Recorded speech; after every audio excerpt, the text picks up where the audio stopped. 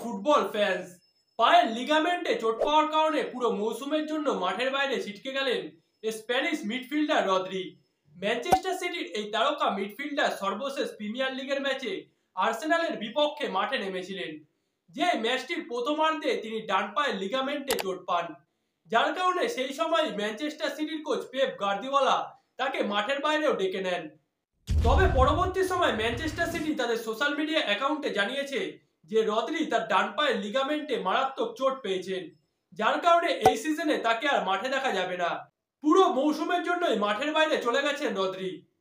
সর্বশেষ মৌসুমটা ক্লাব ও জাতীয় দলের হয়ে অসাধারণ কাটিয়েছেন রদ্রি, যেখানে তিনি ক্লাবের হয়ে ক্লাব বিশ্বকাপ, প্রিমিয়ার লিগ এবং ইউএফা সুপার কাপের পাশাপাশি জাতীয় দলে স্পেনের হয়ে জয় করেছেন 2024 ইউরো। এমনকি ইউরো সেরা ফুটবলারও নির্বাচিত হয়েছিলেন তিনি, যার কারণে এই বছরের ব্যালন ডি'অর পুরস্কারটির জন্য টপ ফেভারিট হিসেবে ধরা হচ্ছে তাকে। কিন্তু হঠাৎই নতুন মৌসুমের শুরুতে তার মাঠের বাইরে ছিটকে যাওয়াটা ম্যানচেস্টার সিটির জন্য বড় একটি ধাক্কা হতে পারে, কারণ সবেমাত্র নতুন মৌসুমটা শুরু হয়েছে, যেখানে প্রিমিয়ার লিগের শুরুটা ম্যানচেস্টার সিটি ভালোভাবে করতে পারলেও চ্যাম্পিয়ন্স লিগের শুরুটা তাদের জন্য খুব একটা ভালো হয়নি।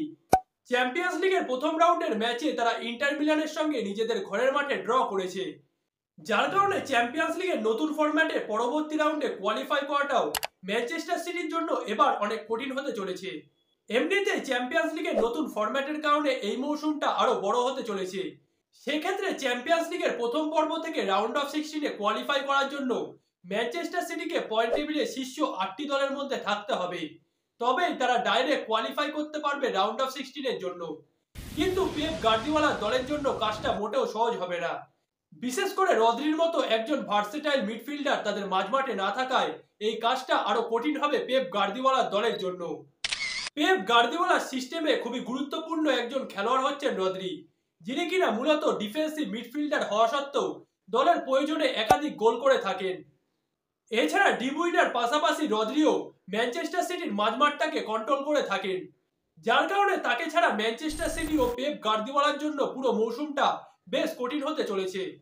বর্তমানে তার মতো একজন বিশ্বসেরা ডিফেন্সিভ মিডফিল্ডারের রিপ্লেসমেন্ট খুঁজে বার করাটাও বড় একটা চ্যালেঞ্জ হবে পেপ গার্দিওলার জন্য।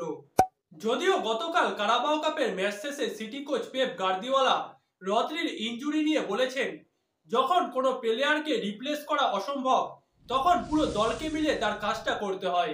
গেল মৌসুমে আমরা হল্যান্ডকে ছাড়া 3 মাস খেলেছি এবং ডি ব্রুইনাকে ছাড়া 5 মাস, তবুও আমরা মৌসুম শেষে প্রিমিয়ার লিগের ট্রফিটা জয় করেছি।